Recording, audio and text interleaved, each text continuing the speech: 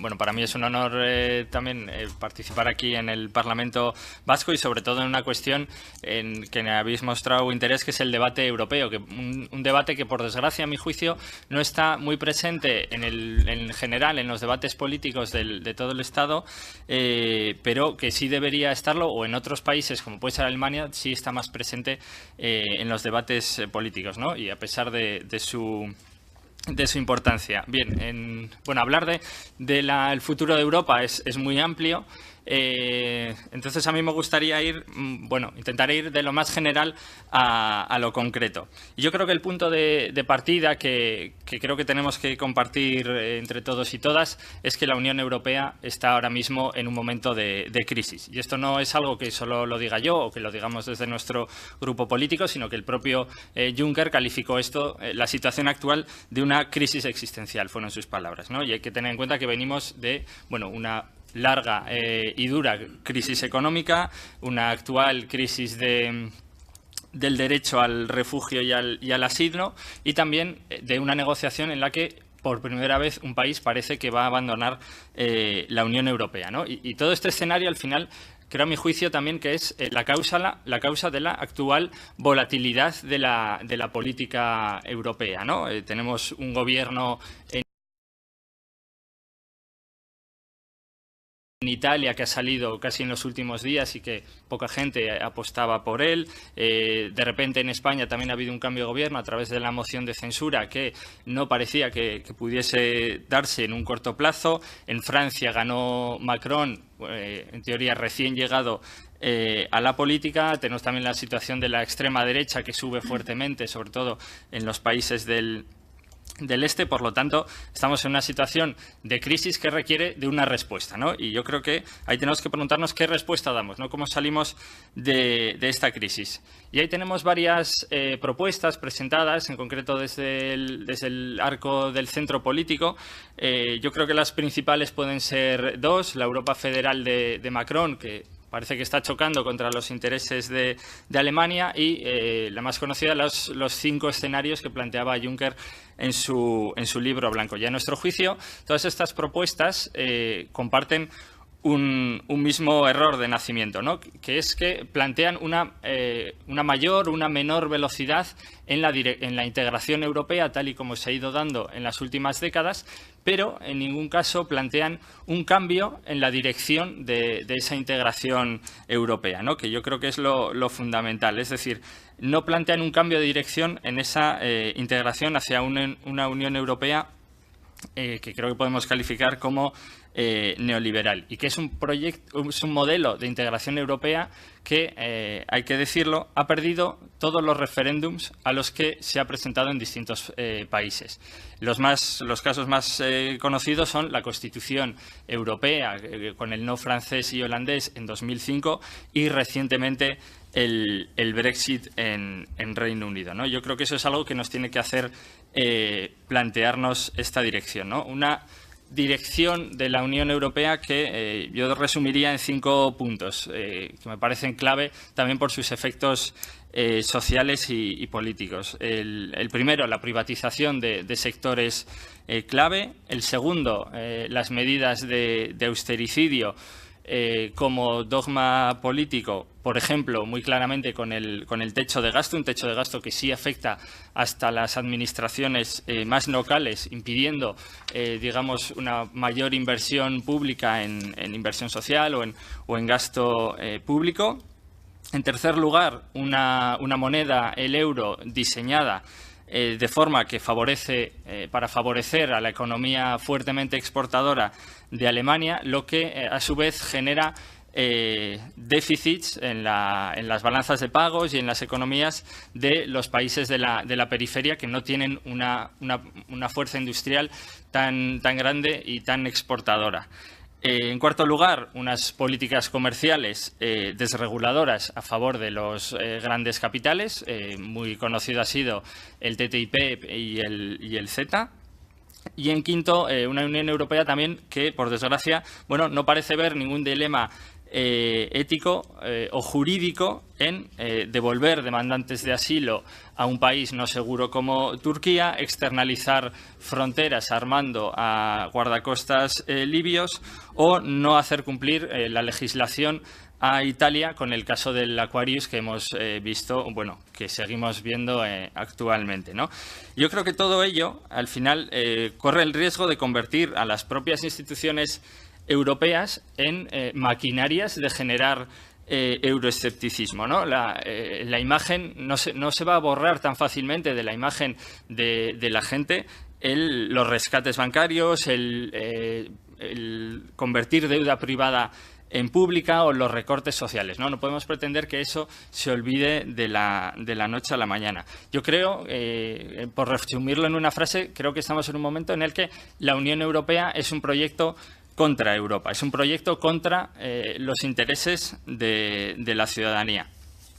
Y digo Europa distinguiéndolo de la Unión Europea porque creo que la sociedad y en concreto creo que también especialmente la vasca considera deseable un proyecto europeo común, ¿no? Un espacio compartido, común, para enfrentar también los retos supranacionales, ¿no? Creo que los retos supranacionales difícilmente se pueden responder únicamente desde los estados-nación actuales, ¿no?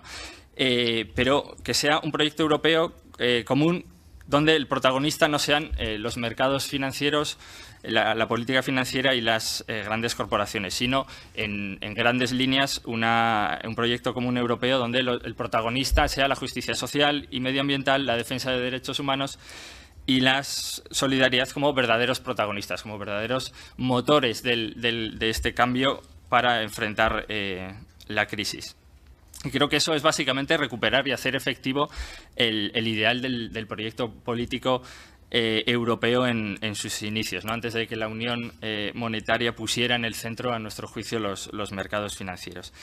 Y decía que la ciudadanía vasca, o la ciudadanía y en concreto la vasca, sigue considerando deseable un proyecto europeo porque también, en cierta manera, hay que ver que la ciudadanía sigue depositando ciertas esperanzas o sigue esperando ciertas respuestas desde el nivel de la política europea, ¿no? Por ejemplo, casos concretos, cuando un pueblo quiere denunciar un proyecto que entienden destructivo para su entorno natural, acuden a las legislaciones medioambientales europeas y a las instituciones europeas como el propio Parlamento.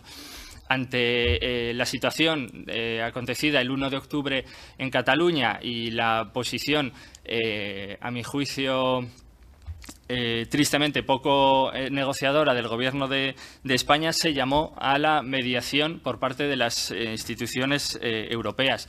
Movimientos sociales fuertes en Euskadi, como Ongi Etorri Errefuxiatuak, llama también a la solidaridad de todo el conjunto de Europa unida, ¿no? Y yo creo que si la Unión Europea no es capaz de responder a esto y también a las grandes demandas de la sociedad, como es la economía o el desempleo, que son los primeros puntos de preocupación según el Eurostat, creo que no podremos llevarnos, si no se responde a esto, creo que no podremos llevarnos a las manos a la cabeza si al final el descontento se acaba convirtiendo en apoyo a la extrema derecha o en procesos destituyentes, como ha sido el Brexit. A nuestro juicio, el Brexit ha sido una bofetada fuerte al proyecto de la Unión Europea, es cierto, pero una bofetada destituyente. Creo que es un proceso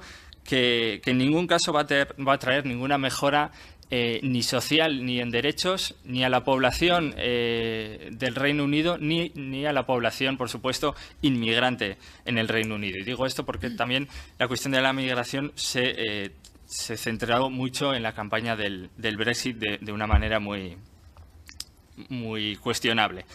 Entonces, yo creo que la Unión Europea tiene ahora mismo grandes retos que afrontar, es evidente, y para eso creo que nos hace falta dos cuestiones. En primer lugar, una fuerte voluntad de cambio, de enfrentar esta crisis con un cambio, Y en segundo lugar, y más concreto, mayores recursos para hacer frente a estos retos, ¿no? Entonces, en primer lugar, los recursos, por ir a cuestiones ya más concretas y voy terminando.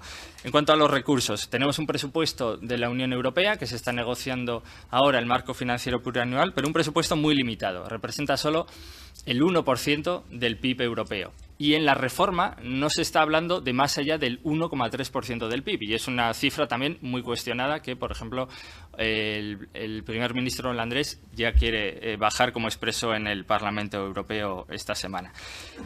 Un futuro presupuesto que también va a reflejar recortes muy fuertes en política de cohesión, el 46%, y en política agraria común, el 15%, que diríamos que son los dos principales pilares de la política europea, pero que a su vez un presupuesto que sí refleja un aumento y un aumento fuerte en las partidas presupuestarias de bueno, lo que llaman defensa y control de fronteras o migración, en concreto 17.000 millones de euros más, que al final, por resumirlo, creemos que también que es una partida presupuestaria que lo pueden llamar como sea, pero en última instancia va para criminalización de la migración en el Mediterráneo y también para engrosar a una industria armamentística que, si se sobredimensiona, acabará también aumentando su exportación de armas a zonas del mundo en conflicto como Yemen, cosa que es ilegal, según la exposición común del Consejo de la Unión Europea, que no se está respetando la no exportación de armas a zonas en conflicto. En segundo lugar, decía primero los recursos, en segundo lugar la democratización de las propias instituciones europeas. Creo que hay medidas concretas que se podrían empezar a tomar, como un mayor peso del Parlamento Europeo, eso lo compartimos muchos grupos. Creo que la mayor transparencia de las reuniones del Consejo de la Unión Europea y del Consejo Europeo. En tercer lugar, que la austeridad deje de tener un rango constitucional en los países, y aquí en el Estado español lo refleja el artículo 135, y un mayor control democrático de algunas instituciones como el Banco Central Europeo, el Banco Europeo de Inversiones o instituciones informales y que ni siquiera están reflejadas en los tratados europeos como el Eurogrupo, que es el grupo que gestiona la moneda común. Y en tercer lugar, una diferente orientación política. Eso creo que a mi juicio es fundamental. Una agenda que desgraciadamente no está ahora mismo en los debates del Consejo Europeo, que creo que debería tener al menos 4 líneas principales. Primero, la lucha contra la evasión fiscal y los paraísos fiscales. En segundo lugar, el fin de la austeridad y de la precarización del mundo laboral y de la vida. En tercer lugar, el cumplimiento de la legislación en materia de asilo y un liderazgo también sincero en materia de derechos humanos y libertades que están sufriendo un grave ataque, no solo en el Estado, sino también en el resto de Europa. Y en cuarto y último lugar, un liderazgo también honesto y fuerte en la lucha contra el cambio climático y en impulsar una transición justa del modelo productivo. Y la pregunta que quiero dejar antes de terminar también para el debate es, aun siendo cambios que en muchos casos compartimos entre muchos grupos, es si estos cambios van a ser posibles o va a haber voluntad suficiente para impulsarlos dentro de la dinámica actual de seguir avanzando en el mismo modelo de integración europea y también dentro de los propios límites de los tratados de la Unión Europea.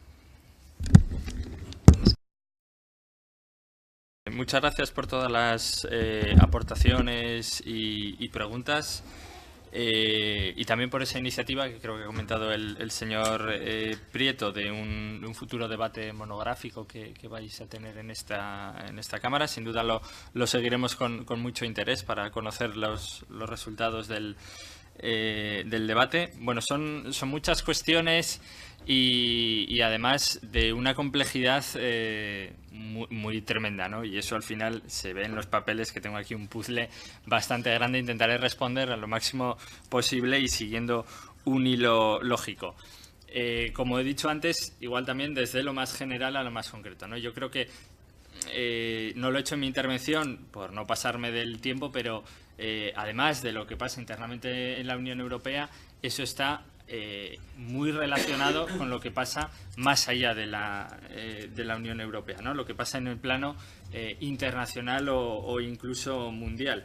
Y ahí, sin duda, el papel principal sigue siendo el de la globalización y también el papel que juega la Unión Europea en esa globalización, ¿no? Una globalización que siempre se ha dicho, genera ganadores y perdedores, y una globalización en la que es fácil moverse cuando se es el ganador, pero cuando, digamos, esa supremacía de Occidente, representada sobre todo por Estados Unidos, Europa y Japón, se empieza a ver cuestionada o empieza a cambiar por un escenario de mayor multipolaridad, creo que ahí ya no es tan fácil ubicarse, ¿no? Yo creo que todo el debate que tenemos interno hacia la Unión Europea de su futuro, creo que también está marcado por esta situación. Por poner una cifra a ese cambio en la multipolaridad, Estados Unidos, por ejemplo, representaba un 40% del PIB mundial y ahora mismo es del 15%. Desconozco los datos para la Unión Europea, pero seguro, bueno, Maite ya ha dicho en términos poblacionales. Entonces estamos en un momento en que, digamos, Estados Unidos con Trump, China con su desarrollo capitalista está planteando enmiendas a ese modelo de globalización neoliberal y en donde el papel de la Unión Europea, desgraciadamente, se está quedando en un segundo plano. Digamos que la Unión Europea no es capaz de generar un liderazgo, una propuesta clara. Y eso se ve en cuestiones concretas como cuando Estados Unidos rompe el acuerdo nuclear con Irán. La queja de la Unión Europea, desgraciadamente, se queda en lo testimonial, ¿no? Ahora mismo también los aranceles en el acero y el aluminio, bueno, Trump los ha aplicado sin ningún tipo de, digamos, de acuerdo a un nivel mundial para solucionar lo que es la crisis de sobreproducción del acero. Y en la Unión Europea no tenemos tampoco esa capacidad o no estamos teniendo ese liderazgo para plantear soluciones alternativas. Y yo creo que eso es algo que requiere una respuesta pronta a través de un proyecto europeo, de una Unión Europea, como sea, digamos, con un relato político y una apuesta política clara, común y compartida. Sobre la cuestión de la migración, que es también algo que es de un plano supraeuropeo, también internacional. A mí no me gusta tanto hablar de crisis de refugiados, sino más bien de crisis de fronteras. Y creo que también es una de las cuestiones que más está alimentando al auge de la extrema derecha, pero no creo que sea su causa inicial, y me explico.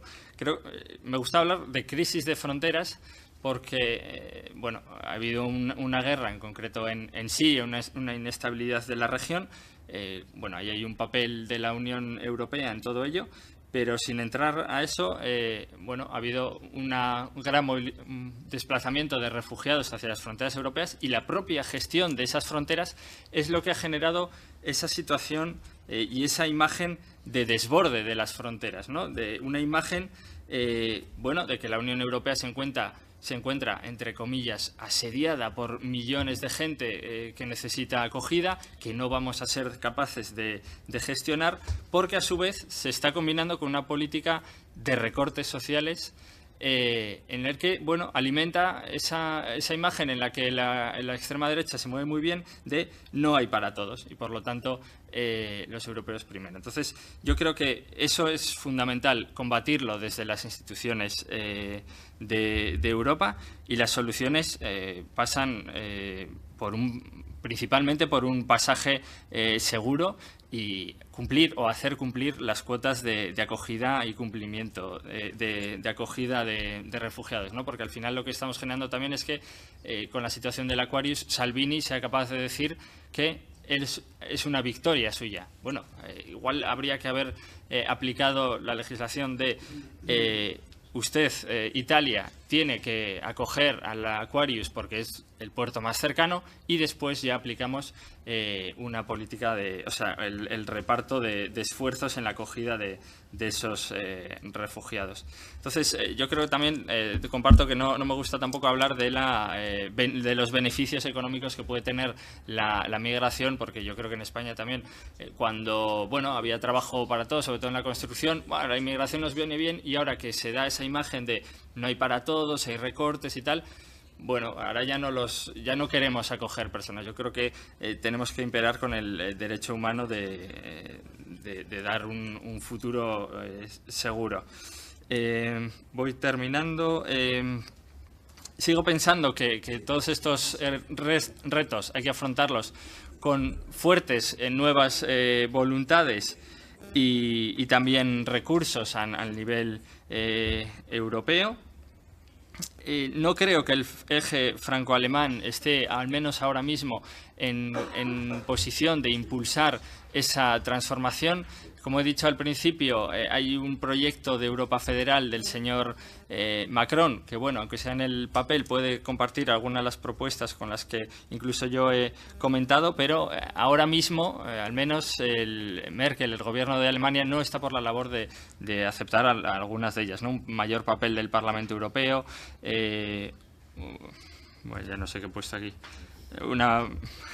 un mayor presupuesto europeo también, sobre todo en una Alemania que no se sabe muy bien cómo va a acabar ese Parlamento, ¿no? Donde la extrema derecha está entrando con fuerza.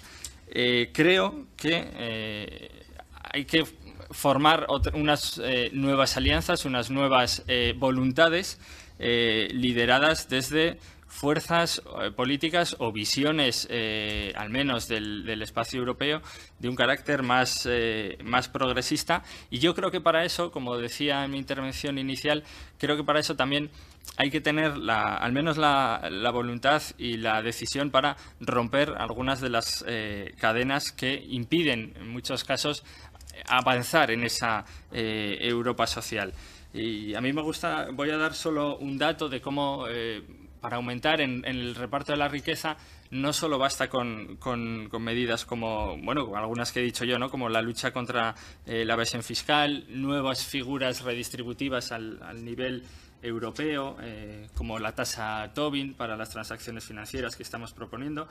Por ejemplo, entre 2000 y 2007 el peso de los salarios en relación a la renta nacional en la Unión Europea bajó un 1,6%, entre 2010 y 2018 un 0,8%, a la vez que entre 2000 y 2007 el PIB de la Unión Europea, o sea, los años de principio de funcionamiento del euro, a la vez que el PIB de la Unión Europea aumentaba casi un 17%. Es decir, se está dando un crecimiento económico en términos macroeconómicos, pero no se está traduciendo en mayor igualdad, en una mayor distribución del peso de los salarios y los beneficios, o lo que es lo mismo, de las rentas del trabajo y de las rentas del capital. Y eso al final requiere también propuestas, creo que valientes y realmente que cambien las estructuras, al menos económicas y monetarias, de la Unión Europea, porque es cierto que la integración europea puede tener beneficios, pero según qué tipo de integración, ¿no? Efectivamente, yo os decía, fuera hace frío, pero no para todos los países. Y si me tengo que posicionar en uno de los 5 escenarios de Juncker, pues me escapo por la tangente y me posiciono en un sexto. Y realmente creo que un sexto escenario, como decía al principio, es lo ideal, ¿no? Un escenario que avance en mayor construcción de un proyecto común europeo, pero en una dirección distinta, una dirección que yo creo que compartimos, al menos aquí entre la mayoría, ¿no? De mayor justicia social, entre otros. Por último, sobre la cuestión del derecho a decidir, yo creo que la situación política en la ciudadanía vasca, creo que tenemos la oportunidad también de aprender de experiencias internacionales. No, por fortuna no tenemos que que inventar nada nuevo. Dentro de Europa se han dado ya referéndums como el de Escocia, donde no ha habido ningún problema, y creo que para ello también tenemos que primero avanzar en poner los cimientos de eso, que a mi juicio y a juicio del grupo político al que represento es una ley de claridad en línea con la que ya surgió en Canadá con la cuestión de Quebec. Yo creo que esos serían unos buenos cimientos para poder empezar a articular el derecho a decidir y cómo actuamos en consecuencia de ese ejercicio de decidir. Y eso es todo.